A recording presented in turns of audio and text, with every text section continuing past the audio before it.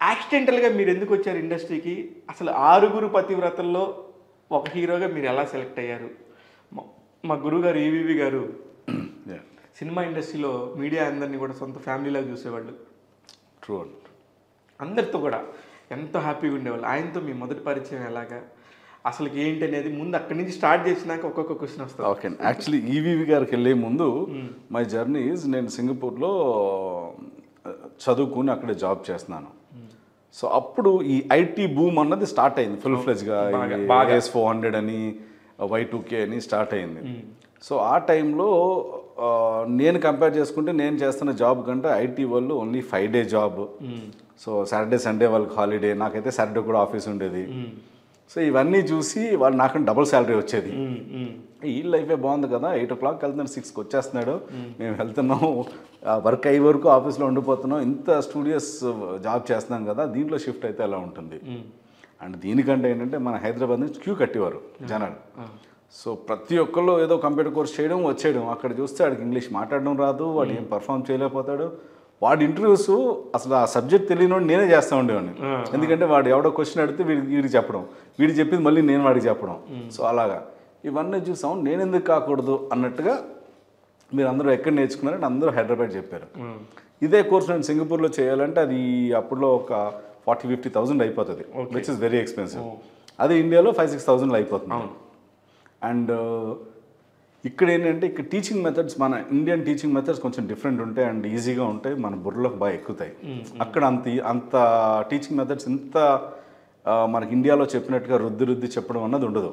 Okay, సరే నేను అప్పటికే ఆల్మోస్ట్ 6 years అయిపోయింది సింగపూర్లో ఉండి. సరే ఒక బ్రేక్ తీసుకున్నట్టు ఉంటుంది, ఒక 5-6 months ఇండియా వెళ్ళి మొత్తం కోర్సులు అన్నీ నేర్చుకుని వెనక్కి వద్దామన్న ప్లాన్ తోటి H1 పేపర్స్ పంపించేసాము, ప్రాసెస్ జరుగుతుంది. సరే వచ్చి మన అమీర్పేట్ కొన్ని ఇన్స్టిట్యూషన్స్లో ప్లాన్ చేసాము. అండ్ ఆ టైంలో పంజాగుట్టలో they was one good institution, దాంట్లో ఎవరో సజెస్ట్ చేశారు, అక్కడికి వెళ్ళి జాయిన్ అయిపోయా, కోర్స్ చేస్తున్నా. ఈ ప్రాసెస్లో నా చైల్డ్హుడ్ ఫ్రెండ్ ఒకడు, వాడు వైజాగ్ సత్యానంద్ ఇన్స్టిట్యూట్లో యాక్టింగ్ కోర్స్ చేసి he is a batchmate of Prabhas. So Prabhas వాళ్ళందరితోటి కలిసి చేసిన వ్యక్తి అనమాట. సో అతను రామరాజు. ఓకే. సో అతను వచ్చి ఆల్రెడీ సినిమాల్లో శ్రీ ఆంజనేయ అన్న మూవీ చేయడంలో ఆ ట్రయల్స్లో అట్లా ఉన్నాడు. సో ఈ శ్రీ ఆంజనేయ అన్న షూటింగ్ చాలా సంవత్సరాలు నడిచింది, ఆల్మోస్ట్ 5 సంవత్సరాలు కాదు, ఆల్మోస్ట్ 1.5 years. సో అంటే అప్పట్లో ఏంటంటే ఎప్పుడు చూసినా ఇటు షూటింగ్ అంటున్నాడు, కొన్ని రోజులు అన్నవరం దగ్గర అంటాడు, కొన్ని రోజులు హైదరాబాద్ అంటాడు అని చెప్పి 1-2 సార్లు వెళ్ళి షూటింగ్ చూడడం కూడా జరిగింది. ఫస్ట్ టైం చూసినప్పుడైతే భయపడ్డా, ఏంటి ఇంత కష్టం ఉందా. ఎందుకంటే వీళ్ళందరికీ అంటే శ్రీ ఆంజనేయుడి యొక్క బలం చూపించడానికి ఒక్కొక్కరిని గుద్దితే ఎక్కడో వెళ్ళి పడిపోవాలి, ఒక చెట్టు మించి వదిలేస్తే అలా తిరుగుతూ ఆల్మోస్ట్ ల్యాండ్ అయ్యే టైంలో బ్రేక్ చేసేవారు, అంటే రోప్స్ కట్టి. అమ్మా ఇంత రిస్కా, వద్దురా బాబు ఎందుకు నువ్వు అని నేను అనేవాడిని. అటువంటి వ్యక్తిని అనుకోకుండా ఏదో ఒక ఆడిషన్కి మనోడు వెళ్ళడం. సో మేము అందరం ఒకే రూమ్లో ఉండేవాళ్ళం. ఓకే, నన్ను కొంచెం అక్కడ డ్రాప్ చేయరా అని వాడు అడగడం, నేను నన్ను డ్రాప్ చేసి వెళ్ళిపోతుంటే మళ్ళీ ఫోన్ చేసి నాకు అయిపోతుందంటారా 5 minutesలో వెయిట్ చేయను. నేను వెయిట్ చేస్తున్న టైంలో లోపల నుంచి ఒక ఏడీ వచ్చి నెక్స్ట్ అని పిలిచారు. అంటే నేను అటు ఇటు చూసుకున్నా, ఇక్కడ ఎవరు లేరు నా పక్కన, ఏంటి పరిస్థితి, నేనైతే దీనికి రాలేదన్నాను. దానికే ఉంది, ట్రై చేయన్నారు. మా ఫ్రెండ్ ఏమో ట్రై చేయరా అన్నాడు. సరే కదా అని లోపలికి వెళ్ళి ఒక చిన్న ఆడిషన్లా జరిగింది. That happen to be an add for Airtel. Okay, Tirupati కొండలో నాకు సాంగ్ వచ్చింది అప్పట్లో. ఆ ఎయిర్టెల్ యాడ్లో నేను సెలెక్ట్ అయిపోయాను. ఓకే, మీకు అసలు సంబంధం లేకుండా. అండ్ నా అదృష్టం ఏంటంటే అప్పట్లో చాలామంది హైదరాబాద్ టాప్ మోస్ట్ మోడల్స్ వీళ్ళందరూ చేశారు, వాళ్ళందరికీ వైడ్స్ పడ్డాయి, నా ఒక్కడికే క్లోజ్ పడ్డది. ఓకే, సో బాగా రిజిస్టర్ అయింది యాడ్లో. ఓకే. సో ఈ రిజిస్టర్ అవ్వడం, నన్ను నేను చూసుకోవడం, చుట్టుపక్కల మా ఫ్రెండ్స్ వీళ్ళందరూ అరే నువ్వు కూడా ట్రై చేయరా అని they all forced me to go and join in Satyanand institute. Okay, సరే ఆయన దగ్గరికి వెళ్దాం అనుకున్నప్పుడు అసలు ఏంటి ఇండస్ట్రీ ఏంటి అన్న చూస్తుంటే నేను ఎప్పుడు రామ్ గోపాల్ వర్మకి పెద్ద ఫ్యాన్, ఆయన ఫిల్మ్ మేకింగ్కి. సరే ఇలాంటి ఫిల్మ్ మేకింగ్ అయితే ఓకే, కొంచెం బాగుంటుంది అని ఆయన దగ్గరికి వెళ్ళినప్పుడు ఆయన డైరెక్షన్ అండ్ యాక్టింగ్ 2 నేర్పుతున్నానంటే నాకు డైరెక్షన్ మీద ఇంట్రెస్ట్ ఉండి సార్ నేను 2 నేర్చుకుంటానన్న. సరే అన్నారు. ఒక యాక్చువల్లీ ఇన్ఫ్యాక్ట్ నాకంటే ఆయన నన్ను కన్విన్స్ చేశారు. ఓకే, సత్యానంద్ గారు. సత్యానంద్ గారు అంటే మా ఫ్రెండ్ ఏంటంటే ఆయనకి మరి ఫీజు ఇవ్వాలి, చాలా ఎక్కువ అవుతుంది, ఇప్పుడు ఎందుకు నాకు టైం వేస్ట్, నేను కోర్స్ చేసుకుని వెళ్ళిపోదాం అనుకుంటున్నాను కదా అన్న ప్రాసెస్లో అసలు వెళ్ళి కలుద్దాం అని వెళ్ళిన అతన్ని నన్ను కూర్చోబెట్టి ఆయన ఎలాగైతే మెస్మరైజ్ చేశారో ఆయనతో ఒక మాట చెప్పారండి. అది ఎందుకో తెలీదు, ఆయన నోట్లోంచి వచ్చింది అది. బాబు ఇలా నేను అందరికీ చెప్పనమ్మా, ఎందుకో నాకు అనిపిస్తుంది నీకు వెనకాల ఎవరో లేరు ఇండస్ట్రీలో, కానీ నువ్వు క్లిక్ అవుతావు. టేక్ మై వర్డ్, ఒకరోజు నువ్వే వచ్చి నాకు గురుదక్షిణ ఇస్తావన్నారు. సూపర్ అని చాలా నామినల్ దీనికే నన్ను తీసుకున్నారు. ఆయన పర్సనల్ ఇంట్రెస్ట్గా నన్ను ట్రైన్ చేసి పంపించారు. ఆ ట్రైనింగ్లో నాతో పాటు వచ్చిన వ్యక్తి ఇంకొక వ్యక్తి ఎవరంటే మన రాధాకృష్ణ. ఓకే, ఈ జిల్ మూవీ అండ్ రాధేశ్యామ్ డైరెక్టర్ ఇద్దరం ఒకే బ్యాచ్ నుంచి వచ్చామన్నమాట. సూపర్. అలా రావడం ఇన్స్టిట్యూట్లో చేస్తుండగానే ఇక్కడ నాకు హైదరాబాద్ నుంచి నాకు తెలిసిన వాళ్ళు ఎవరో వాళ్ళ ఫ్యామిలీ ఫ్రెండ్స్ ఎవరో ఒక టెలివిజన్ సీరియల్ అది తీస్తున్నారని వాళ్ళు నాకు కాల్ చేయడం, ఎలా ఉంటాడంటే బాగానే ఉంటాడు అని చెప్పడం, నా ఫోటోలు పంపించడం. ఆల్రెడీ అక్కడ ఇన్స్టిట్యూట్లో చేస్తుండగానే ఇక్కడ సెలెక్ట్ అయిపోయాను. ఓకే ఓకే, అంటే తన్నుకు వచ్చేసింది అంతే అండి. ఈ ప్రాసెస్లో ఇక్కడికి వచ్చాను, కానీ నాకు డైరెక్షన్ మీద ఇంట్రెస్ట్ ఎక్కువయ్యి యాక్టింగ్ వద్దురా, మనకి యాక్టింగ్ కాదు, మనం డైరెక్షన్ చేద్దామని చెప్పి కోర్స్ చేసి వచ్చి ఆర్జీబీ దగ్గర జాయిన్ అవ్వాలి అసిస్టెంట్ డైరెక్టర్ కింద అని చెప్పి వెళ్ళడం జరిగింది. అప్పటికే ఆర్జీబీ ఫీవర్ ఫుల్ నడుస్తుంది. అప్పుడు ఏంటిది మధ్యాహ్నం హత్య, అవును, మాయం అంటే గాయబ్ అని హిందీలో తీశారు. అవంతా ఇక్కడ ఆఫీస్ పెట్టి మళ్ళీ ఆయన తెలుగులో ఫుల్ ఫ్లెడ్జ్గా స్టార్ట్ చేస్తున్నారు. మళ్ళీ వెళ్ళి బ్యాక్ టు ముంబై నుంచి వెనక్కి వచ్చి. అవును. సో అరే ఇది ఏదో ఆయన దగ్గర జాయిన్ అయితే బాగుంటుంది అని చెప్పి వెళ్ళి ఆఫీస్లో సుబ్బరాజు గారిని ఒక ఆయన ఉండేవారు, ఆయన సుబ్బరాజు గారిని అడిగి ఆయన రిక్వెస్ట్ చేస్తే ఆయన అసలు మొత్తం మా కజిన్స్ ఆల్రెడీ చెప్పేశారు ఆయనకి, ఇటు సోన్స్ జాబ్ చేసేవాడు అక్కడ అన్ని మానేజ్ ఇప్పుడు సినిమాలు అంటున్నాడు అని. ఆయన పెట్టిన ఆల్మోస్ట్ గంటన్నర క్లాస్ పీకారు. ఎందుకన్నా నీకు అవసరమా వద్దని. అది టైం అండి, కరెక్ట్గా అదే టైంలో జేడీ చక్రవర్తి గారు వచ్చారు. ఏంటి డిస్కషన్ ఏదో సంథింగ్, ఏంటి తెగ క్లాస్ పీకేస్తారంటే ఇగో వచ్చాడు వీడు సింగపూర్ నుంచి, వీడు ఇప్పుడు డైరెక్షన్ అంటున్నాడు, వీడికి అవసరమా, ఉద్యోగం చేసుకున్నాడు అక్కడ మానేసుకుని ఎందుకు అని చెప్పి ఆయన అన్నాం. చూసి ఆయన కొంచెం ఏదో చెప్పారు, ఎందుకే అసిస్టెంట్ డైరెక్టర్ నీకు ఇప్పుడు నువ్వు స్ట్రగుల్ అవ్వడానికి నీకు 5 years to get establish to know the subject, అప్పుడు నువ్వు మళ్ళీ ఒక ప్రొడ్యూసర్ని పట్టి వెళ్ళడానికి ఇంకో ఎన్ని సంవత్సరాలు పడుతుందో తెలియదు. And at the same time ఏంటంటే నీకు చాలా హార్డ్ వర్క్ ఎక్కువ ఉంటుంది. నువ్వు సాఫ్ట్వేర్ ఆఫీస్లో ఏసీ రూమ్లో చేసినాడు, ఇప్పుడు నువ్వు ఎండలో తిరగాలి, స్క్రిప్ట్ పట్టుకుని తిరగాలి, అది అన్నారు. నేను ఇంకా లేదు సార్, నాకు ఒక్కసారి I just want to see అసలు ఏంటది, వాట్ ఈస్ ఫిల్మ్ మేకింగ్, అసలు ఎలా చేస్తున్నారు అన్నది ప్రాక్టికల్గా చూడాలి, నాకు ఎందుకో ఇంట్రెస్ట్ ఉంది సార్ అన్నాను. అవును బాగానే ఉన్నావు కదా, why need to try as an artist అన్నారు. అంటే ఆర్టిస్ట్ కింద ట్రై చేసి నువ్వు ఆర్టిస్ట్ క్లిక్ అయ్యి అప్పుడు డైరెక్షన్కి వెళ్తే నీకు ఛానల్ ఈజీ అయిపోతుంది కదా అన్నారు. అమ్మ ఇదేదో ఇంకా బాగుంది కదా అనుకున్నా అని అప్పుడు చెప్తున్నారు ఆయన. ఈవీ గారు కొత్త సినిమా ఒకటి ప్లాన్ చేస్తున్నారు, యాక్చువల్లీ 6 పెద్ద హీరోలతో చేయాల్సింది, ఇంక్లూడింగ్ నేను, జగపతి బాబు గారు, మన శ్రీకాంత్ గారు అందరూ చేయాల్సింది, ఇప్పుడు కొత్త వాళ్ళతో వెళ్దాం అంటున్నారు. ఎదవేస్ లుకింగ్ ఫర్ న్యూ ఫేస్, వెళ్ళి ట్రై చేయొచ్చు కదా అన్నారు. అంటే నా మైండ్లో ఏంటి, అయితే ఈ సినిమా చేసేస్తే మనం కొంచెం ఈజీగా, అంటే చాలా పెద్ద డైరెక్టర్, ఈజీగా వెల్ నోన్ అయిపోతాం కదా, అప్పుడు ఈజీగా మనల్ని ఆర్జీవి ఒప్పేసుకుంటాడు డైరెక్షన్ డిపార్ట్మెంట్లో. ఇదే thought, target was not to become an actor అండి. అంటే నేను ఏ డైరెక్టర్ దగ్గరికి వెళ్ళినా సరే ఆయన నన్ను యాక్సెప్ట్ చేస్తారు కదా, బికాజ్ నోన్ ఫేస్ కదా, సరే వై నాట్ అని. సరే ఏం చేయాలి సార్ అని ముందు వెళ్ళి పోర్ట్ఫోలియో చేయించన్నారు. పోర్ట్ఫోలియో అంటే మరి ఎవరి దగ్గరికి వెళ్ళాలంటే, ఎందుకు నేను కాల్ చేస్తానని చెప్పి మన కృష్ణుడికి కాల్ చేశారు.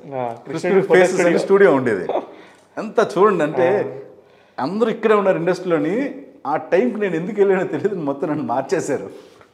కానీ మీరు ఒకటి గమనించాలి, మీకు తెలిసి చేశారో తెలియజేశారో కానీ మీరు చెప్పిన ప్రతి పేరులో, మీరు కలిసిన ప్రతి మనిషిలో ఒక వర్మనో, ఒక రాజునో, ఇంకొకళ్ళు మీరు ఒక వర్మనో, ఇలాగా అందరూ మీరు ఒక కేటగిరీ లాగా మీరు చేసిన ఆఖరికి ఇన్స్టిట్యూట్ కూడా ప్రభాస్ చేరాడు కాబట్టి సత్యానంద్ దగ్గర చేరటము అంటే అదే లేదు, మీకు తెలియకపోవచ్చు, మీరు ఆలోచించారో లేదో నాకు తెలియదు. ఇప్పుడు మీరు చెప్పిన కృష్ణుడు కానీ, అవును, రామ్ గోపాల్ వర్మ కానీ, సుబ్బరాజ్ కానీ మీరు చెప్పిన వాళ్ళు అందరు కూడా దాదాపు సుబ్బరాజ్ అంటే ఆర్టిస్ట్ సుబ్బరాజ్ కాదండి, అదే సుబ్బరాజ్ గారు.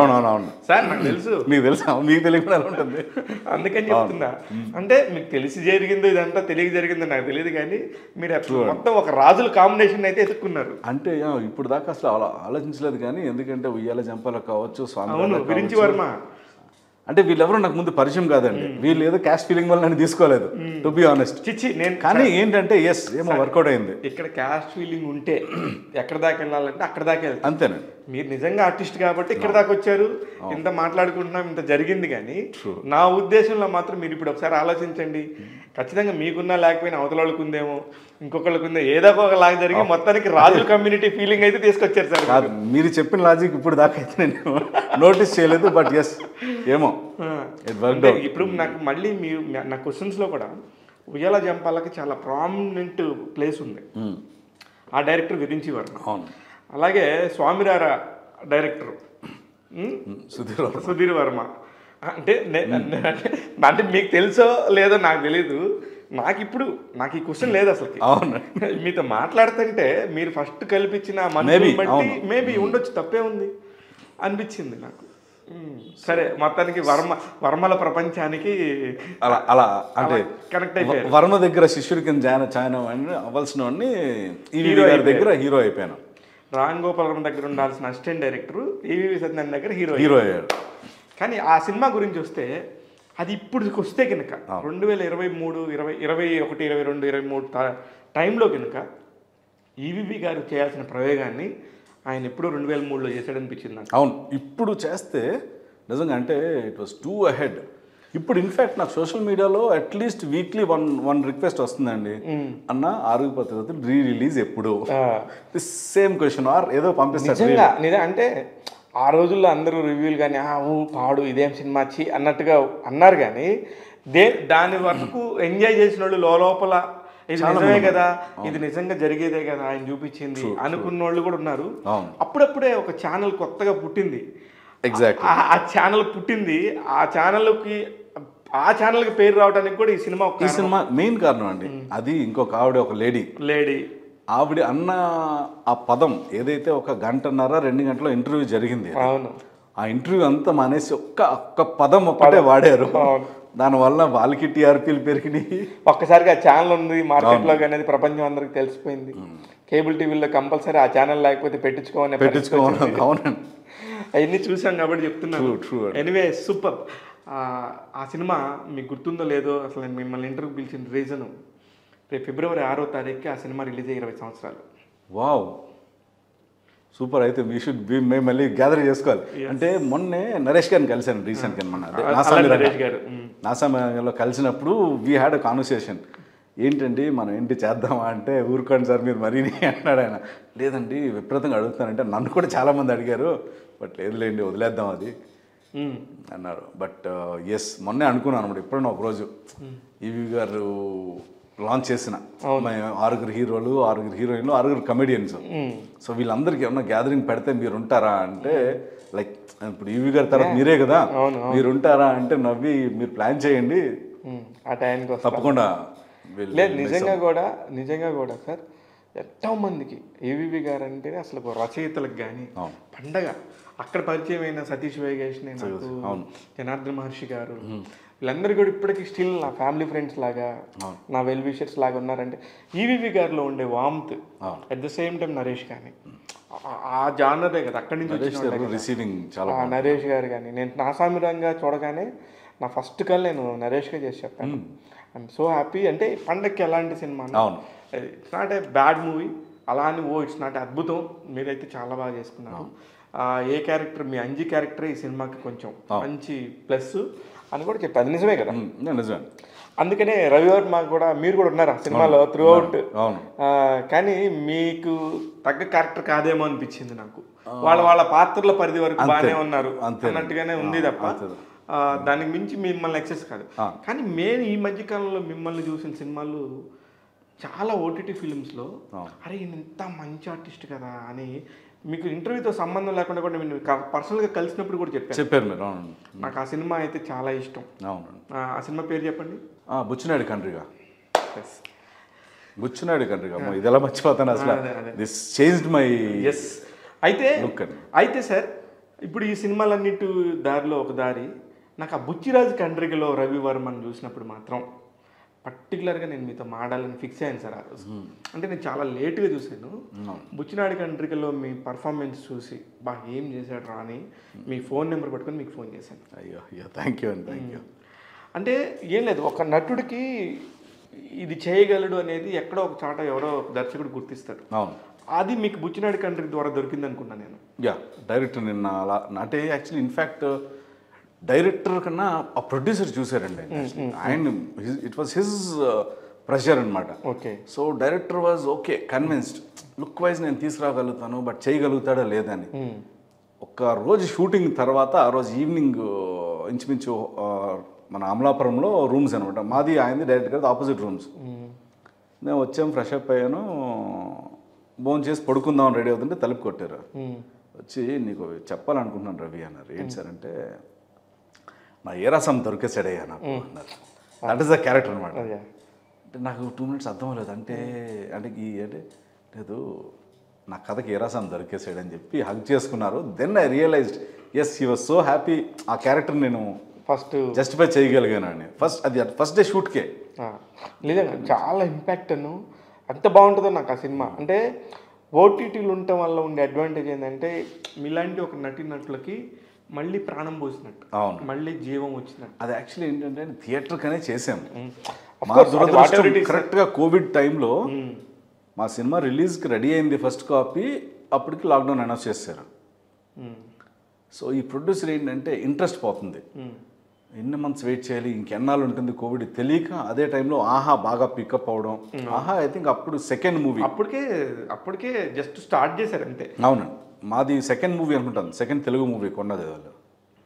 సో లేదు అప్పుడప్పుడే చిన్న చిన్న స్టార్ట్ చేస్తున్నారు వాళ్ళు. అవును, కొత్తగా మాకంటే ముందు కలర్ ఫోటో వచ్చినట్టుంది, కలర్ ఫోటో తర్వాత నెక్స్ట్ మా మూవీ.